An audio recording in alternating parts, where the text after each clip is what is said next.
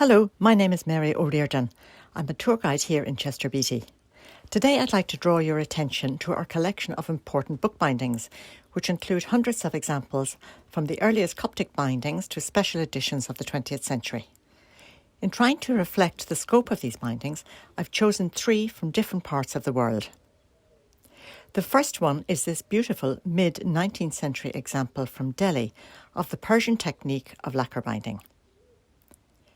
These bindings were first developed in the early 15th century during the Timurid dynasty by craftsmen from Herat and reached the height of their popularity in the 18th and 19th centuries. The first step in the creation of the binding was to make the base covers from layers of pasted paper known as pasteboard. These were then prepared for the painted design by applying a layer of gesso, which is a white mixture of a binder such as animal glue with either chalk or gypsum.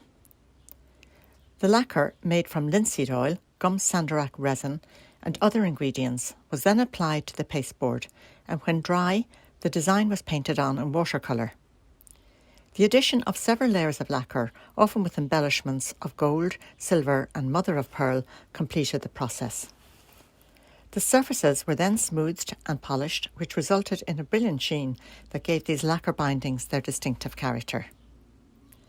This very skilled technique was closely related to that of the miniature painter, as you can see in this example, which is dated circa 1850.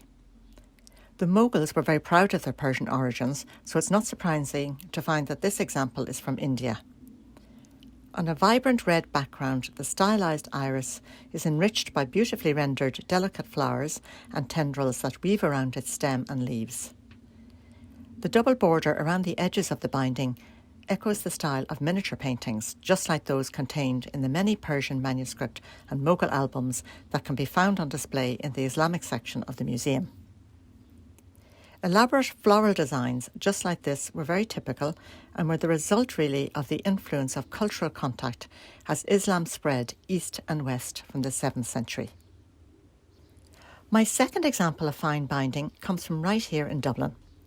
In the 18th century, the streets and lanes around Dublin Castle, where the Chester Beatty is located, would have been where bookbinders, wig makers and other trades to do with the law, the church and the university were situated.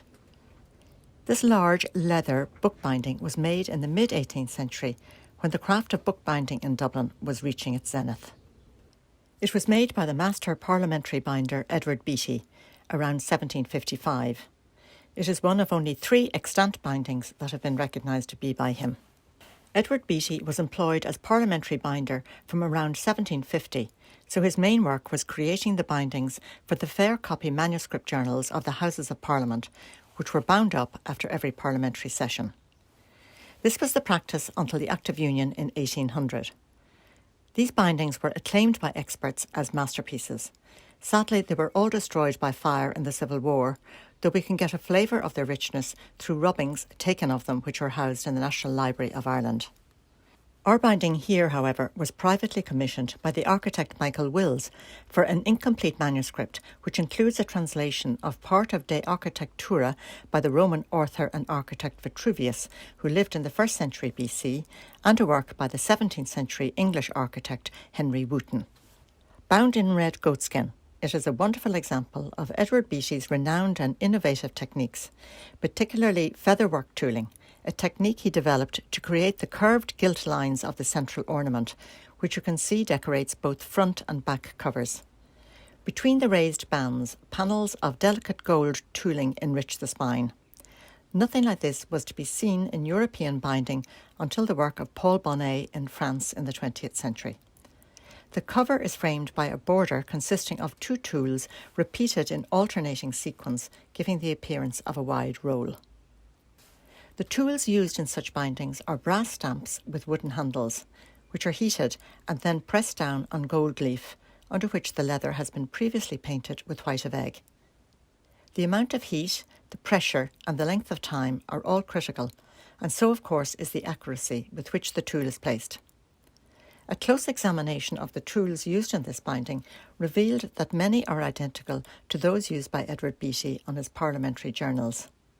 The brass tools used are engraved, not cast, so the individual engraving of each tool means that tools of the same design can exhibit minute differences, which can be detected when closely examined.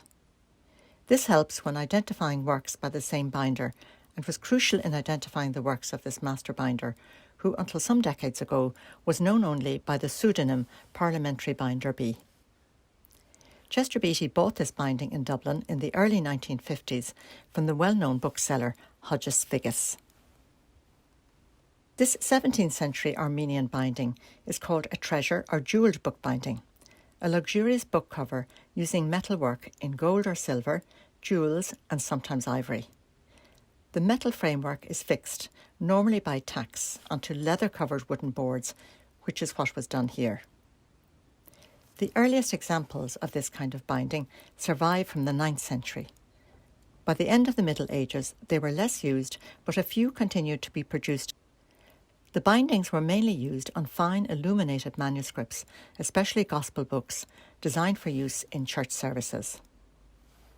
Not surprisingly, the vast majority of these book bindings were destroyed as over time their valuable gold and jewels were removed either through theft or by the owners when in need of money. Others survive without their jewels, and many are either no longer attached to a manuscript or have been moved to a different one.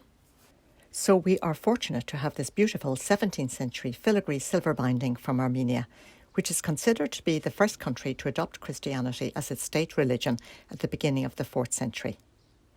The four Gospels are among the most copied Armenian texts, and this binding houses an exquisitely decorated Gospel book written on parchment. This page shows the evangelist Mark holding a book accompanied by his attribute, the lion. To the right, you can see the flap which protects the foredge of the book.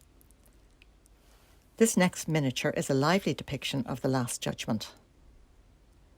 The front board is covered with silver gilt filigree work and studded with silver bosses and green and red stones. In the centre is the figure of Christ on the cross. The back cover is also silver gilt, and in the centre is the seated crowned Virgin and Child set against a plain silver background. A wide border of embossed decoration surrounds the subject with two angel heads gazing down at the figures.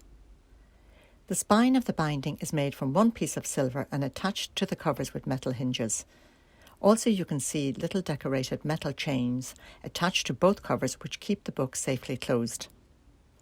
I hope that soon you will have an opportunity to come in and explore in person the wonderful permanent collections in the Chester Beatty.